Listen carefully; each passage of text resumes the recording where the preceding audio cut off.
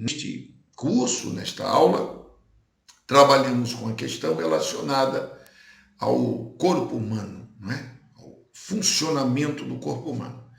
E nas 4 aulas anteriores, fundamentamos de maneira cuidadosa uma série de aspectos que os nobres alunos que estão acompanhando estão entendendo exatamente como funciona. Tratamos aqui das questões relacionadas ao conteúdo do módulo que está em desenvolvimento. Nesta 5ª aula, vamos tratar de um enunciado que foi devidamente apontado nas aulas anteriores. E 4 documentos importantíssimos que nos ajudam a entender nossa posição como naturologistas clínicos em relação à questão cinesiológica, ao exercício físico e aos encaminhamentos, serão aqui, obviamente, de maneira breve, analisados, ponderados e colocados à disposição de todos os alunos, como a gente normalmente faz, dentro do sistema acadêmico e também nos grupos de alunos.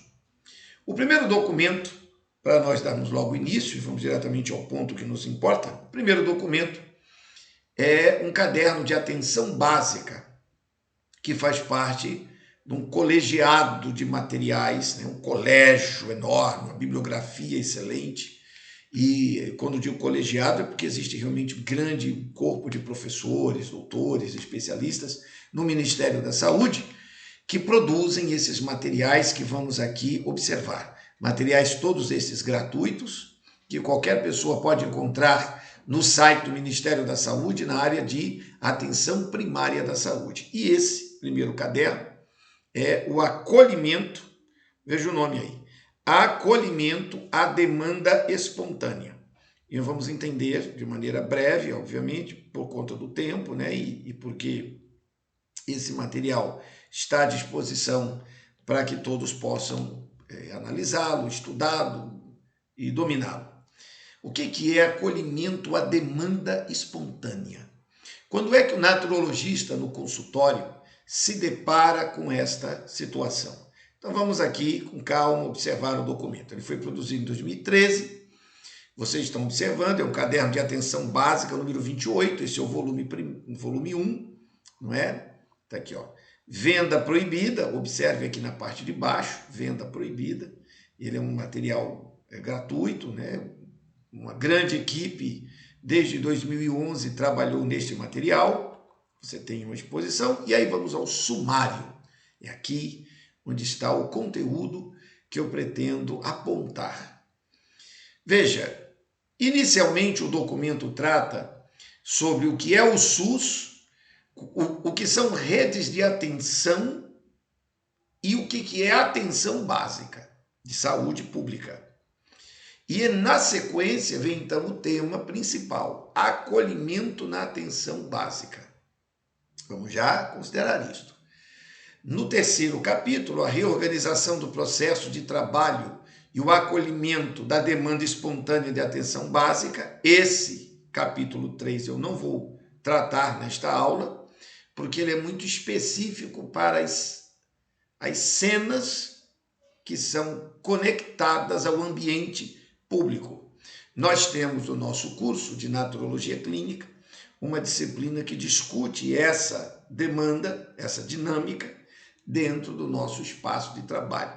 A disciplina que fala sobre programas comunitários, como é que o naturologista se posiciona diante da sua comunidade. A estratégia é diferente da pública, porque o profissional de naturologia clínica trabalha como profissional e é remunerado com royalties do atendimento das consultas, do atendimento de suas palestras, do atendimento de projetos específicos. Então, existe uma formatação diferente. No caso do governo, não. Os servidores são concursados e recebem um soldo dentro do plano do poder público. Nós não atuamos nesse cenário, atuamos na iniciativa privada, ok? Bom, mas o documento serve de norte, de orientação, para que se possa encontrar a bússola técnica que nós devemos adotar. Depois do capítulo 4, para viabilizar a implementação do acolhimento. Ele vai falar sobre a questão de gestores, de equipes e tal, isso tudo é importante. E por último, vai vir uma série de referências com anexos, documentos importantes que dão fundamentação a este material, beleza? Isso pontuado, então me interessa de maneira muito especial o capítulo 1 e 2 deste material que está aqui na tela. E eu vou me ater a esses dois capítulos. Então, no primeiro momento, a página 11, vamos aqui agora, peraí, deixa eu ir descendo. Ele demora alguns instantes para poder carregar e a gente poder entrar na página, né? Isso, ó, ele demora um pouquinho por causa do processamento do computador, mas já estamos chegando. Aqui, página 11. Acolhimento à demanda espontânea. Pronto. A primeira parte que eu quero salientar é o que é o SUS, o que são as redes de atenção e o que é a atenção básica. Tá? Então vamos aqui. Veja, observe o texto. O SUS, sem dúvida, é atualmente um dos maiores exemplos de política pública do Brasil. Esse sistema, fruto de debates e lutas democráticas da sociedade civil e nos espaços institucionais do Estado brasileiro, sobretudo do movimento da reforma sanitária, que foi um movimento de diversos movimentos, que foi afirmado na Constituição de 1988, alicerçado na premissa da saúde como direito de todos e o dever do Estado, e em princípios e diretrizes como a universalidade, a equidade, integralidade, descentralização e controle social. São os 5 indicativos fundamentais que norteiam o SUS. Vem se desenvolvendo desde então, passa de 20 anos, de modo paradoxal, pois tem implantado um conjunto de políticas de saúde inconcludentes, quer dizer, não termina, apesar de sofrer problemas crônicos, entre os quais o financiamento insuficiente e desigual. Isso é uma realidade da saúde pública do Brasil. O projeto, a legislação é muito boa, mas na aplicação prática tem muitos problemas. Isto no cenário público, não no cenário privado. E eu preciso marcar bem essa posição para chegar onde queremos. Isso demonstra, por um lado, a força do ideal e do conjunto de atores e instituições construtores do SUS, que foi feito de maneira muito honrada, muito decente, tá? Tornando um verdadeiro patrimônio público, que, como tal, deve ser bem cuidado. Por outro lado, o SUS precisa ser protegido e cultivado, não apenas para evitar retrocessos ao grande pacto social do qual é resultado, mas também porque ainda há muito o que fazer para consolidar esse sistema e assim possibilitar que todo brasileiro se sinta cuidado diante das suas demandas e necessidades de saúde. Então, a realidade do SUS é que ele é um desafio administrativo, financeiro, cultural e, obviamente, de gestão dos trabalhadores na linha de frente. Então, são aspectos que não me importam nesta aula aqui agora tratar e que num outro momento, numa outra aula, num outro encontro, poderíamos discutir os problemas do SUS. Mas eu tenho que iniciar falando dessas dificuldades do SUS, porque, note, bastante cuidado, é aqui que vai entrar a atenção primária da saúde e o apoio que os profissionais amadurecidos, os pensadores da área de saúde entram aqui. Nós não podemos esperar que o Estado brasileiro resolva nossos problemas. Nós temos que resolver os problemas, trabalhando com criatividade e criando cenários. Eu não tenho por objetivo tratar da questão da gestão pública, porque não é o propósito nem do curso e nem desta aula. Mas eu tive que mencionar essa dificuldade, porque nós, da iniciativa privada, profissionais liberais da área da saúde, temos uma grande contribuição a prestar exatamente por conta dessas dificuldades que são recorrentes na saúde pública brasileira. Então, veja, diante desses problemas, eu quero fechar esse primeiro raciocínio de que nós temos uma contribuição a prestar na iniciativa privada. E esse primeiro aspecto, ele está claramente enunciado no nosso dia a dia. Dito isto, então eu desço um pouquinho, o documento é muito longo, eu tenho outros 3 documentos para tratar, não vou entrar em minudências específicas e vou ao segundo capítulo, que é o mais importante para mim, nesse primeiro documento, que fala sobre o acolhimento à demanda espontânea. O que é isso? Notem, vejam com bastante cuidado. O que é acolhimento? É a pergunta feita no documento oficial do Ministério da Saúde. Notem, Cristina, que trabalha como diarista, passou a noite anterior em claro, não dormiu, pois Vitor, seu filho de 2 anos, teve febre e estava tossindo muito. Antes de ir ao trabalho do dia, no dia seguinte, Cristina levou Vitor a um pronto atendimento, um PA, pronto atendimento, demorando 25 minutos para chegar de ônibus. Ao chegar lá, foi avisada que não havia pediatra e orientada a procurar o posto de saúde mais próximo de sua casa. Ela achava que o posto não ia atender, pois já eram 10 horas da manhã e Vitor não tinha consulta marcada.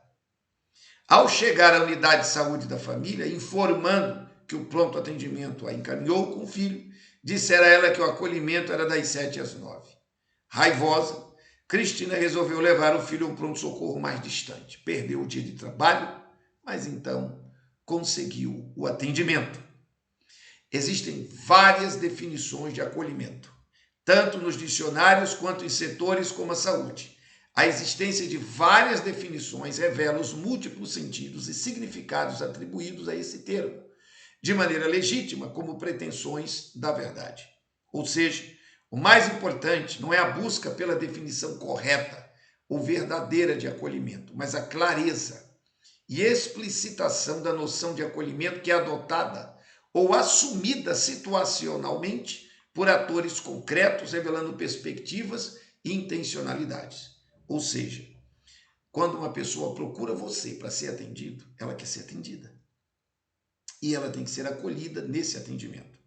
Isso na rede pública, isso na rede privada. Nesse sentido, podemos dizer genérica, no sentido mais geral, inicial, introdutório, que o acolhimento é uma prática presente em todas as relações de cuidado, nos encontros reais entre trabalhadores da saúde e usuários, nos atos de receber e escutar as pessoas, podendo acontecer de formas variadas. Há acolhimentos e acolhimentos.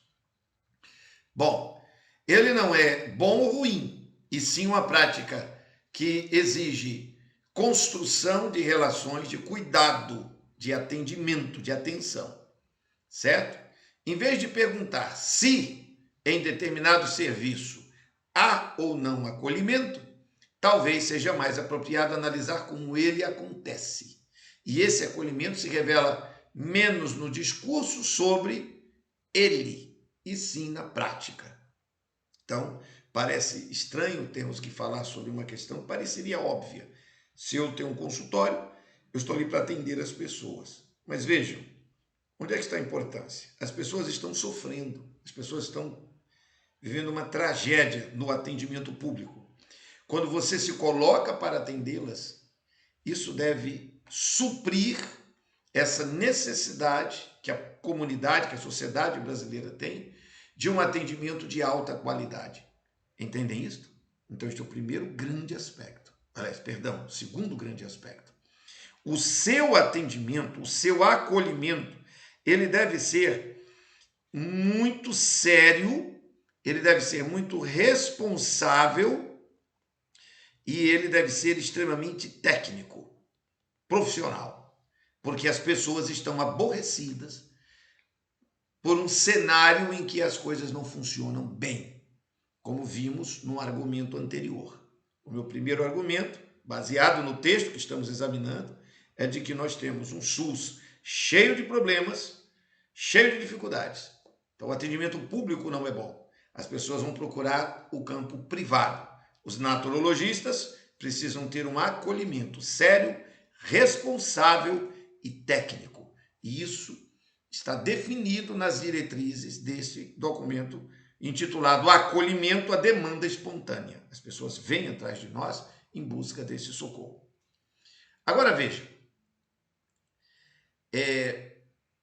por que acolher a demanda espontânea na atenção básica? O que é o nosso trabalho quando recebemos as pessoas?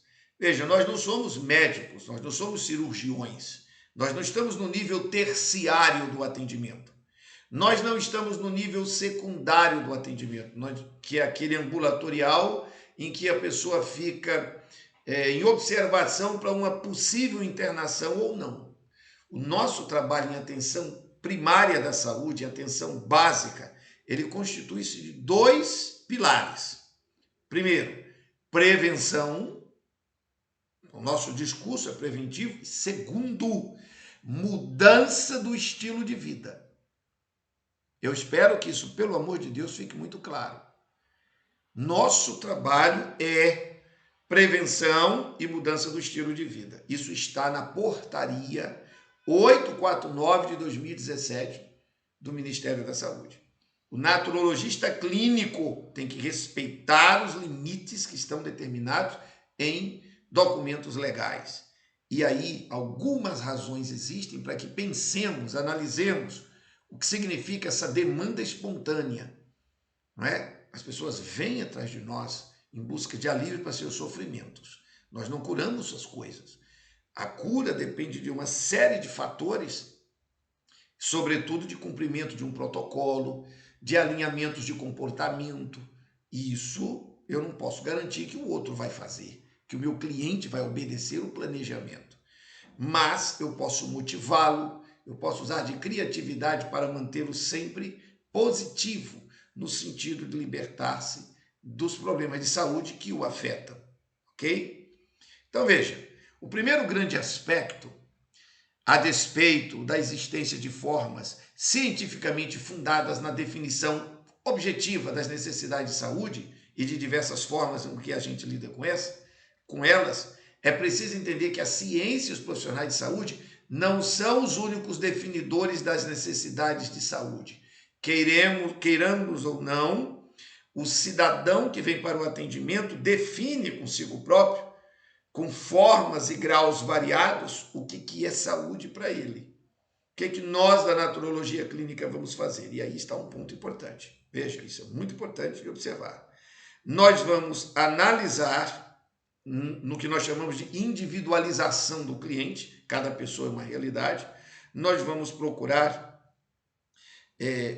alinhar, essa é a palavra correta, as necessidades de saúde que a pessoa tem, o que ela quer, o que ela está procurando, essas necessidades de saúde, e ao mesmo tempo vamos apresentar a ela o conceito naturista de vida saudável natural.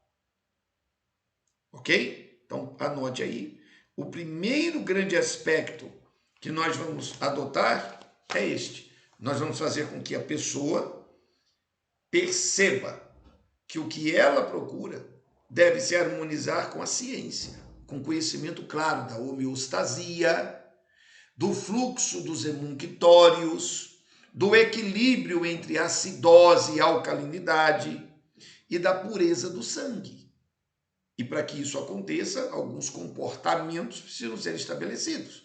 Horários regulares para a vida, horário de beber água, horário de comer, e aí vai entrar entre diversos processos que são objeto do estudo do nosso curso Naturologia, vai entrar nessa cena o objeto dessa aula aqui. Esta é a 5ª aula de um conjunto de 8 aulas no campo da cinesiologia. Portanto, estamos falando de exercício físico.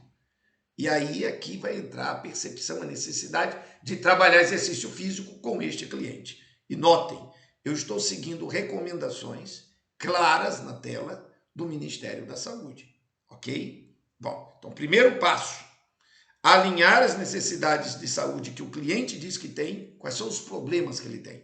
E o nosso trabalho, segundo a portaria 849/2017, tem 6 tarefas. E nós vamos oferecer esses princípios elencados lá na portaria para o cliente no consultório. Primeiro passo.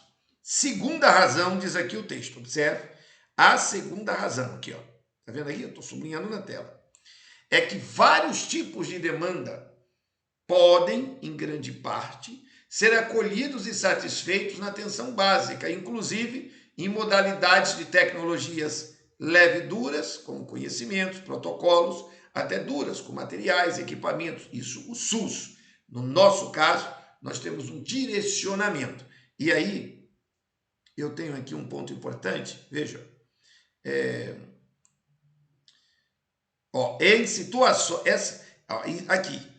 situações que, apesar de ser necessário programar o acompanhamento das pessoas nas agendas profissionais, também é fundamental que as unidades, portanto, os consultórios, os profissionais de atenção básica, estejam abertas e preparadas para acolher o que não pode ser programado, as eventualidades, os imprevistos. Então, vejam, aqui o segundo ponto que eu queria salientar é que esse acolhimento a esse cliente, você tem que ter um planejamento para atendimento pelo período do tratamento. Você tem que fazer um acompanhamento. Então, você tem que acompanhar o que está acontecendo. Tem que deixar seu WhatsApp, seu Telegram à disposição e informar a seu cliente que você está à disposição dele.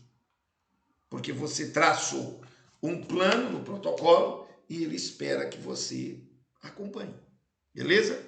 Bom, isso entendido. Um outro aspecto ainda aqui, importante, aqui, eu quero fechar aqui.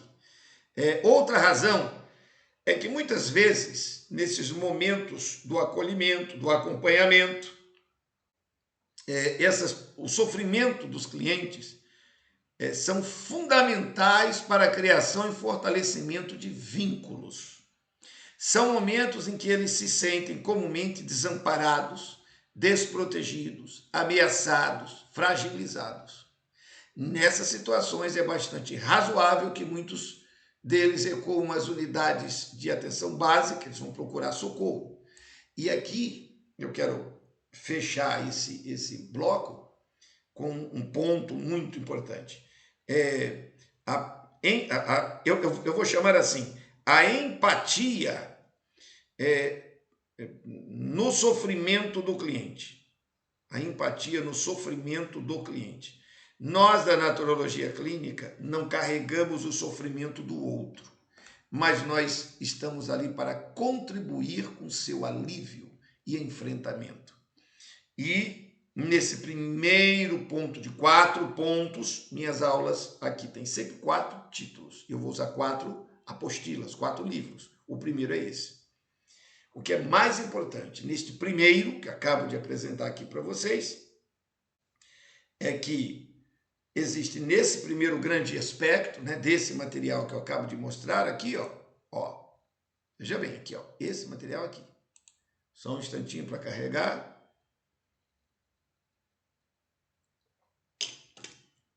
Nesse material, que é amplo, tem 62 páginas, eu aconselho ao profissional sério, responsável, que leia o documento todo para fazer a adaptação à sua carreira. Neste documento, 4 pontos são fundamentais. Primeiro, acolhimento, ele é sobre acolhimento à demanda. Como é que você acolhe o seu cliente? O SUS está cheio de problemas e nós temos uma contribuição na iniciativa privada para oferecer ao mercado, às pessoas, à sociedade. E somos remunerados por isto. O modelo é diferente do público. Nós somos privados. Joia? Segundo, o nosso acolhimento tem que ser sério, responsável e técnico. Joia? Esse é o segundo ponto. 3. No terceiro aspecto, eu mencionei 2 pontos. alinhar as necessidades de saúde que o cliente procura, ele vem até você procurando algo, mas você oferece a ele, num alinhamento entre o que ele quer e o que você tem para oferecer, o conceito de vida saudável baseado na portaria 849 de 2017 do Ministério da Saúde, na parte de naturopatia, naturologia clínica. Então você vai fazer o casamento do que ele busca e o que você oferece. E ao mesmo tempo, você tem um atendimento que segue um protocolo que está dentro de um período. Você vai acompanhá-lo naquele período. Marca isso como fundamental. E a empatia no sofrimento do seu cliente, que é o quarto ponto aqui, desse documento primeiro. Você tem que ter empatia, você tem que ter generosidade, você tem que ter o coração conectado com as necessidades dele. E aí você coloca seu WhatsApp, seu Telegram à disposição dele, coloca lá atendimentos entre, digamos, 8 da manhã e 8 da noite. Então, nesse período, você tem que estar sempre olhando o teu celular para acompanhar as lutas e necessidades que esse cliente possui. Com isso, eu fecho o que eu considero fundamental nessa diretiva do Ministério da Saúde para nós, da naturologia clínica. Beleza? Bom, vamos aqui a um segundo documento, o trabalho do agente comunitário da saúde. Bom, você vai dizer assim, mas eu não sou um agente comunitário da saúde. Não, você não é um agente comunitário da saúde do governo, mas você é um agente de saúde para a sociedade. Correto? O médico é um agente de saúde da sociedade. Um fisioterapeuta é um agente de saúde. E aí o que eu quero com esse segundo documento? Eu quero a diretiva, eu quero a percepção. Percepção do quê? De princípios que ajudam cada naturologista a construir seu próprio trabalho. E nada mais valioso do que observar as diretivas técnicas produzidas com excelência, baseadas na legislação de saúde, para um agente comunitário de saúde que trabalha com educação comunitária e prevenção. Bom, eu vou pegar esse material que está aqui na tela agora, vou trazê-lo para a minha realidade profissional, fazer adaptações, claro, porque eu sou iniciativa privada, eu não sou pago pelo governo, não sou contratado ou concursado do governo. Porém, meus amigos, se eu tiver uma conduta afinada com as diretrizes do Ministério da Saúde, eu fizer adaptações e me afinar com essa dinâmica, o resultado que eu tenho é um resultado dentro da legalidade, dentro da técnica e que será então naturalmente respeitado dentro da sociedade e de todo o mercado brasileiro, pelas autoridades inclusive. Então, neste documento, que tem 88 páginas, o que tem aqui de especial que eu gostaria de chamar a atenção? Bom, observe que se trata de um documento do Ministério da Saúde, produzido na Secretaria de Atenção à Saúde, no Departamento de Atenção Básica, ok? O trabalho do agente comunitário de saúde. Como é que eu pego isso e trago para mim? Bom, vamos aqui um pouquinho mais abaixo. Veja, aqui no sumário, nós temos diversos aspectos que nos ajudam a construir o nosso próprio trabalho particular, no nosso gabinete. Eu tenho utilizado esse material para me abençoar. E eu crio um paralelo, adaptações, beleza? Bom, eu não vou tratar aqui dos aspectos relacionados de onde vem o SUS, o que é atenção primária da saúde, até porque discutimos isso em outra disciplina do nosso curso. Mas me interessa aqui, de maneira assim muito... Peraí, só um minutinho para ele carregar, que às vezes fica pesado, mas já vai entrar já. Me interessa de maneira muito especial... Ai, travou. Mas acontece. Já ele volta. Aqui. É para eu tomar minha aguinha. Opa, já está carregando. Me interessa aqui, de maneira muito especial, pronto, carregou a parte da apresentação. Entrou legal, eu quero já ver isso aqui. Veja, me interessa de maneira muito pontuada esses 4 aspectos aqui, ó. Planejamento, esses aspectos que vão entrar aqui, que são 4. Ele diz assim, planejamento das ações. Você está vendo aí na tela. Aí, etapas do planejamento. Isso aqui que me interessa. Essas etapas do planejamento. Quando você constrói o seu trabalho para atuação no mercado, você precisa ter o seu planejamento. Aí diz assim, diagnóstico, plano de ação, execução e acompanhamento e avaliação. Eu quero entrar nesse mérito. Então, eu vou descer aqui um pouquinho. Eu vim aqui embaixo. Deixa ele carregar. Veja, não se trata, repito, de fazer o trabalho que o agente comunitário de saúde faz, mas é ter a referência.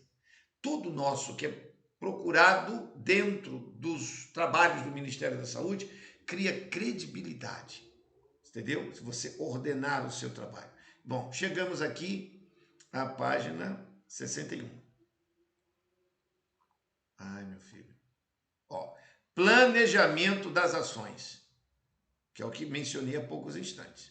Então, ele vai explicar o que é planejamento e vai dizer etapas do planejamento, ok? Olha, diagnóstico é a primeira etapa do planejamento para quem busca conhecer as características socioeconômicas, culturais, epidemiológicas, entre outras, do lugar onde trabalha. Veja, as pessoas que você vai atender. Você vai trabalhar com idosos, você vai trabalhar com crianças, você vai trabalhar com famílias, você vai trabalhar aberto com qualquer pessoa que chegar, você vai definir o seu trabalho dentro de um território, você capta seus clientes por segmentos de patologias. Por exemplo, sou um naturologista que vai se especializar em acompanhar pessoas com diabetes, pessoas que têm hipertensão. Como é que você vai construir seu trabalho? Isso aqui é muito importante fixar. Então, no planejamento, você tem que definir o diagnóstico em relação ao que é que você vai atender, como é que você prioriza o seu trabalho. 2, qual é o seu plano de ação? Como é que você vai atuar no mercado? Então, qual é a sua meta? Você vai trabalhar com consultório, palestras, cursos, vai usar o Instagram, Facebook, como é que você vai montar o trabalho? Isso você tem que refletir para caminhar a sua atuação. Outro ponto importante, qual é a sua estratégia? Todo esse material que eu estou encaminhando para vocês, nesse material, serve de parâmetro. Você bota ele na mesa, estuda e constrói o seu do lado, ok? E tendo dúvida, evidentemente, entre em contato comigo, que a gente está aqui para orientar. Então, qual é a sua estratégia? Veja, você não vai conseguir atender a sua cidade toda. Isso não existe. Você vai conseguir atender, digamos, estourando, vamos botar aí 10 pessoas num dia, 4 dias por semana, porque você não aguenta de segunda a sexta e tem retorno, é muito cansativo. Então você atende no mês, digamos, em torno aí de umas 150 pessoas, né? 150 pessoas é muita gente, e elas vão retornar no mês que vem, mais 150, então você atende 300 pessoas por mês, é muito pesado. Num ano você vai atender 3.000 pessoas, só que a tua cidade tem o quê? 100 mil, 200 mil, 1 milhão, 2 milhões, 5 milhões, 20 milhões de pessoas, é São Paulo? Você não tem como atender a sua cidade, então tem que ter um planejamento e uma estratégia, tem que ter meta, estratégia para direcionar o trabalho. Quais são os recursos que você utiliza?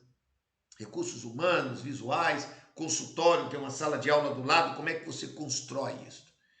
Como é que você se apresenta para trabalhar? Vai usar a internet, consultas online? Como é o seu trabalho? Você tem que definir isso, tá? E o seu cronograma de desenvolvimento profissional. Eu acabo de mencionar, de segunda a quinta tendo consultas. Sexta, sábado e domingo não atendo, mas eu tenho um curso que realizo. É assim que você montou? Como é que você constrói o seu trabalho? Então, esse material que aqui apresentei, com esses 4 aspectos, ele é muito importante, porque ele te dá uma visão de como é que os agentes comunitários de saúde lidam com uma comunidade inteira. E você deve construir o seu atendimento, o seu trabalho de campo, baseado nesses parâmetros estruturantes, ok? Então, se coloque no lugar de um agente comunitário de saúde, leia este texto, leia este documento, ponderando que você é um agente de saúde, e aí faço um paralelo. Bom, esse agente de saúde, ele vai atender as famílias dentro de um planejamento, de uma estratégia, e ele recebe um salário lá do governo, da prefeitura. Eu não, eu tenho que construir o meu e gerar minha própria renda. Como eu posso pegar o que tem de mais extraordinário e interessante no trabalho do agente comunitário e apropriar e trazer para a minha própria conduta? Obviamente que no nosso curso de naturologia clínica, eu apresento diversos cenários ao longo do curso todo e em disciplinas específicas.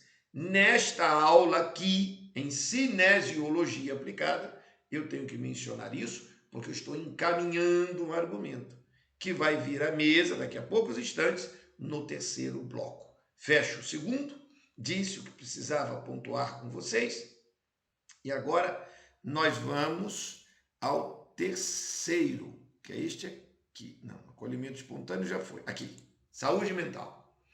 O terceiro grande documento fala sobre saúde mental. É o terceiro capítulo, vamos dizer assim, o terceiro bloco dessa aula, que tem 4 blocos, 4 momentos. Saúde mental.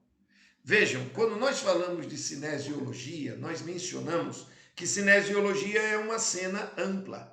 Ela envolve todo um conjunto humano. Não é apenas fazer massagem, alinhar a coluna que está fora do lugar.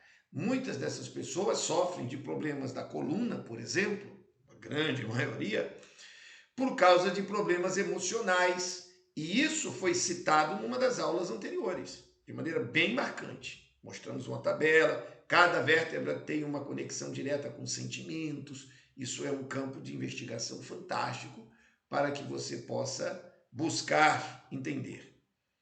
E aqui nesse momento, pegando o documento de orientação básica para profissionais de atenção primária, nós temos que falar sobre saúde mental. Quando você for pensar o seu cliente, considere alguns pontos importantes que serão trazidos agora nesse documento valiosíssimo de 173 páginas e que vou descer agora aqui. Ele é do Ministério da Saúde, como você está vendo, a Secretaria, Ministério da Saúde, atenção, Secretaria de Atenção à Saúde, a venda é proibida. Então, a grande equipe participou de sua construção, tem uma série de imagens e tal. Vamos ao sumário, aqui, é isso que eu quero. Veja, eu não vou entrar no mérito da discussão sobre as políticas públicas para a área de atenção de saúde mental. O documento que está sendo disponibilizado para você, que é público, de todos nós, brasileiros, trata disto. Você pode se dedicar a essa leitura. Ao longo do curso, nós temos momentos para discutir isso. Não vou tratar desse tema aqui agora. O que eu quero é um ponto chave, específico, que está aqui no capítulo 2. Veja, a definição de cuidado, sofrimento, pessoa e território. Eu quero rapidamente considerar alguns pontos sobre isto. E como, nesta aula, eu encaminho para a cinesiologia. Você vai entender quando eu chegar no quarto aspecto dessa aula, o quarto capítulo desta aula, o valor de tudo que tratamos até aqui.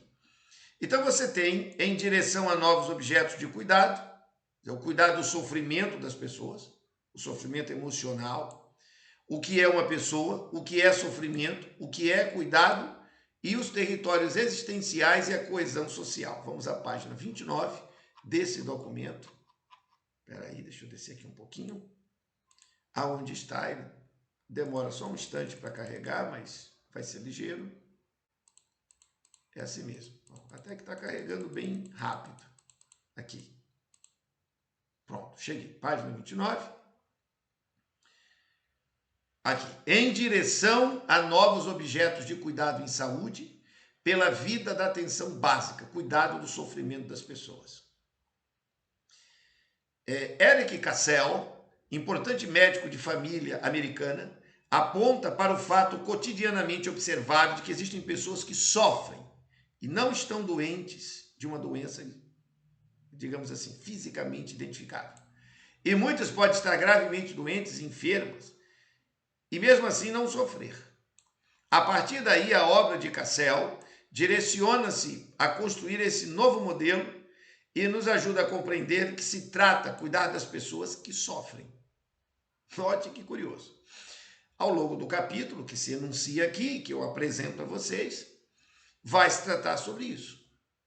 Então, ele vai discutir que existem pessoas que estão em sofrimento, estresse, angústia, problemáticas, mas elas não estão doentes no sentido físico, técnico, do que se chamaria doença. É um estado de apreensão permanente. Isso altera a química orgânica e gera uma série de desconfortos, afetando, para a cinesiologia, a coluna, dores. Estou com uma dor, essa dor surgiu, e se você analisa, ele não tem nada. Mas ele está produzindo ácido lático. Ele está produzindo adrenalina o dia inteiro. Ele está produzindo cortisona o dia inteiro. Ele está rígido, ele está tenso. E quando vai para uma massagem, muitas dessas pessoas choram, se sentem... choram, isso é um ponto básico. Choram muito. Outras pessoas ficam tensas na hora da massagem. O profissional da massagem vai ter que orientar, você tem que relaxar para conseguir trabalhar. O que está acontecendo com você? O que está te atrapalhando, está deixando você assim, eu estou com problemas, tenho isso no trabalho, isso na família e etc. É disso que estou falando agora nesse terceiro bloco dessa aula. Esse sofrimento permanente, perene, que sufoca as pessoas. Esse documento do Ministério da Saúde deve ser lido, guardado, apreciado sempre, com muita atenção. O que é uma pessoa?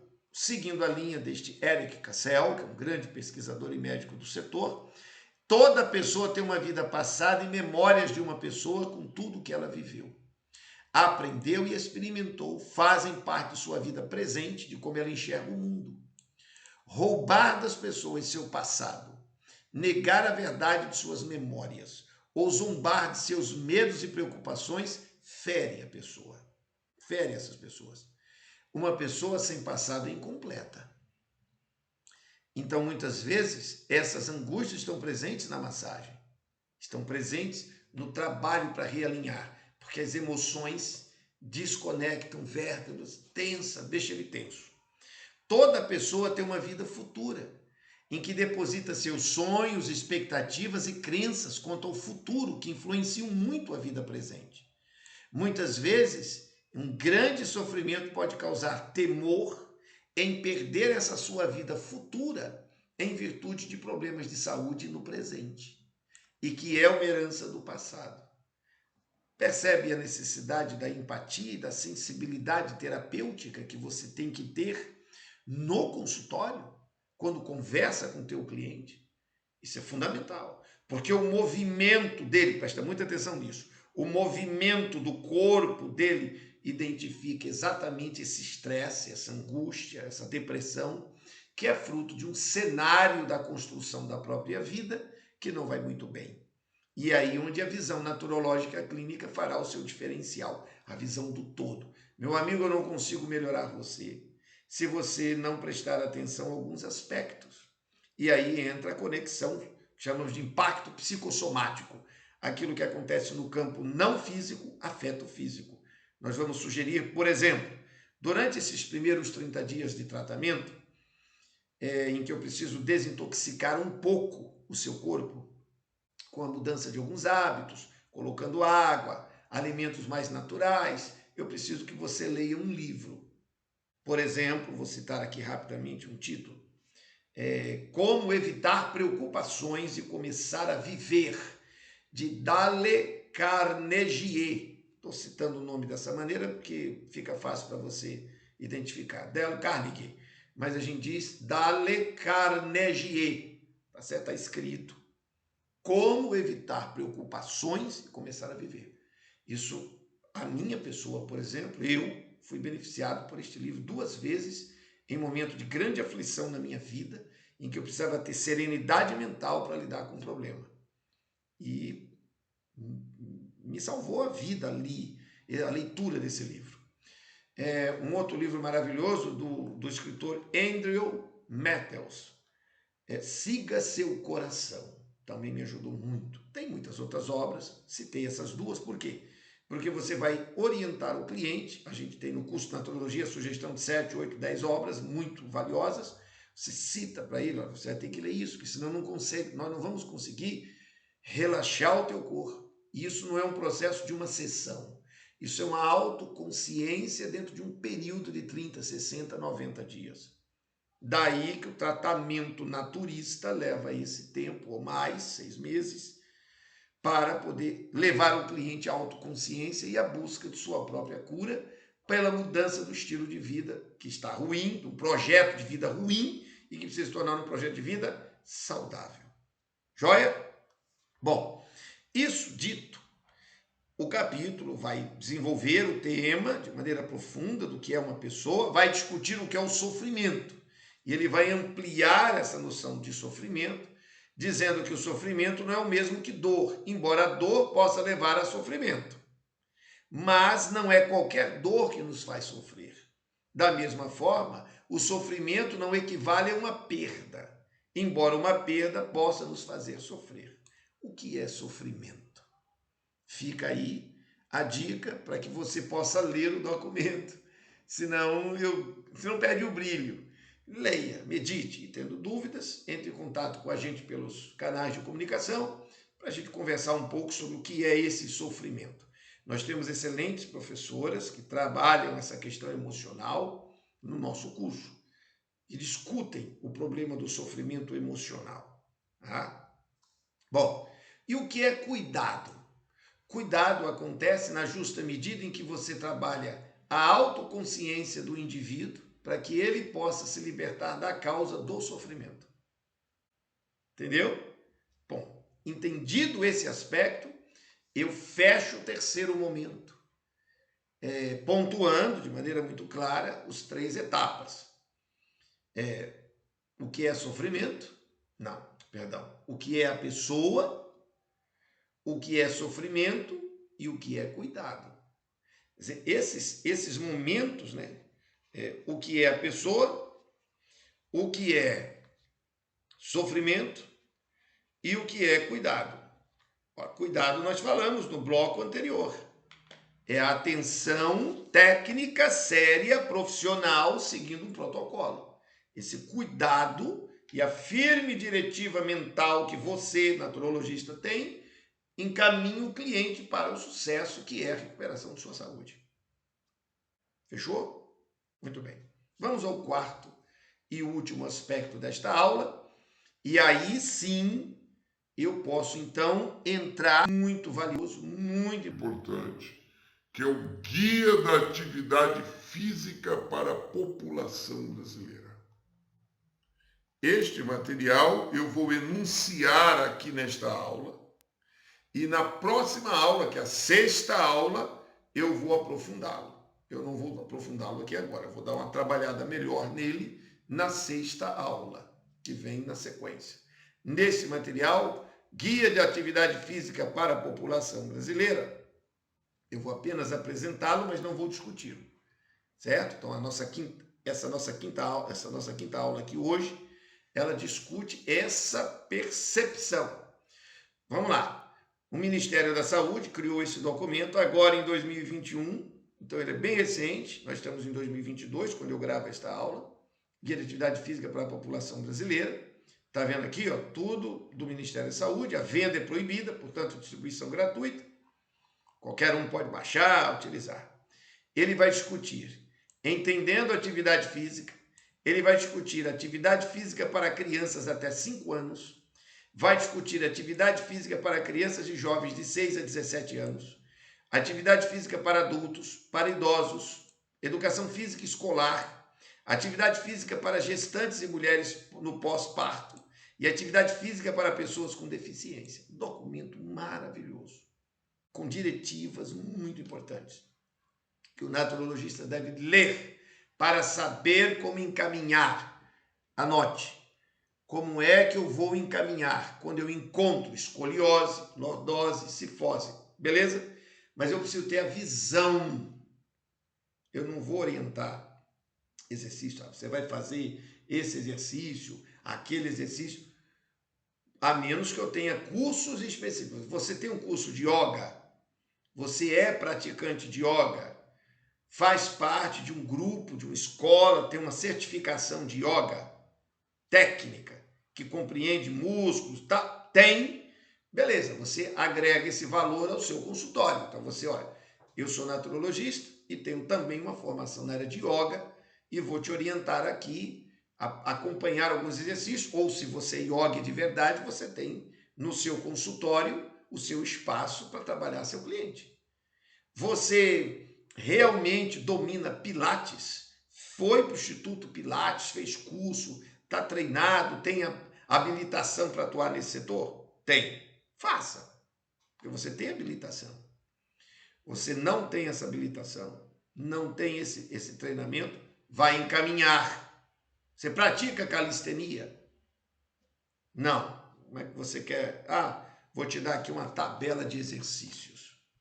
Você pode lesionar a pessoa mais do que ela já está lesionada. Porém, a orientação, o esclarecimento é você quem tem que dar. O encaminhamento, mostrar a importância de um fisioterapeuta, de um educador físico, de um massoterapeuta, de um quiropraxista e de um osteopata. E eu afirmo que você, naturologista clínico, deve ter um convênio, uma parceria com um profissional, pelo menos, de cada uma dessas 5 áreas que eu mencionei. Para que teu cliente seja devidamente amparado. Opa, acolhimento à demanda. Opa, falamos aqui sobre cuidado, entender o sofrimento, ter empatia, saber para onde encaminhar. E ele está em sofrimento físico e você tem que saber como vai lidar com isso. Em todos esses cenários em que, note, atividade física, não exercício físico. E aí o documento vai tratar do assunto. O meu tempo e o meu plano para esta aula não me permite aprofundar agora. Na próxima aula nós vamos ter a oportunidade de falar sobre isso de maneira mais cuidada, entendendo atividade física e tal, e uma série de instruções que inclusive você, naturologista, pode pegar esse material aqui, que eu estou mostrando aí, que é do governo, encaminhar para o seu cliente, dar uma aula para ele, expor para ele a importância disso, a intensidade do esforço físico, leve, moderado, vigoroso, etc. Não vou tratar do assunto agora, porque o tempo não me permite, mas nesta guia, você, cidadão, você, profissional, tem uma visão do planejamento que o governo brasileiro, o Ministério da Saúde tem para nós, que somos da atividade de saúde pública básica, atenção primária, ok? Então, veja, concluí os objetivos que eu tinha com essa aula, que era fazer uma enunciação, uma preparação para o Guia de Atividade Física para a População Brasileira, que vou tratar na aula número 6 dessa sequência de 8 aulas sobre cinesiologia. Estudo do movimento para a recuperação da saúde. A parte de atividade física, todos os profissionais de atenção primária podem instruir a população. Já na parte de exercícios, não, porque nós temos que encaminhar para os profissionais que têm habilidades. Você tem habilidades, você tem o treinamento e tal, show de bola. Muitos naturologistas que foram meus alunos são quiropraxistas, são osteopatas, fizeram fisioterapia, agregam valor e usam as duas ferramentas no dia a dia do trabalho. E se você já é fisioterapeuta, educador físico e tal, você vai pegar a naturologia e agregar valor ao seu trabalho. Isto dito, quero agradecer a todos pela paciência, pela atenção, pela oportunidade que me dão de compartilhar esses conhecimentos e apontar essas ferramentas. Todos esses 4 documentos que coloquei aqui são ferramentas de trabalho e eu espero que, naturalmente, os profissionais que estão estudando com a gente no nosso curso tenham a seriedade de pegar os 4 documentos, baixar os 4 documentos no computador, tirar talvez cópia. Eu, por exemplo, gosto muito de ter tudo em papel. E gosto de ler, rabiscar, eu sou das antigas. E aí eu espero que você faça o mesmo, estude, se dedique, para você ter uma visão mais ampla. E isso não se obtém ouvindo aulas. Isso se obtém pelas dicas ouvindo aulas, mas tem que mergulhar no estudo. Você tem que sentar, pegar esses documentos, botar na frente, ler todo, criar sua ficha de leitura, né, ter suas anotações e dizer, aprendi e decidi que vou seguir por esse caminho, por essa logística. E assim você vai construindo a sua identidade profissional. A sua personalidade como naturologista surge desta demanda e desta posição. Ok, meus amigos? Muito obrigado pela gentileza, repito, do acompanhamento da aula e até a nossa próxima aula. Fiquem com Deus. Grande abraço.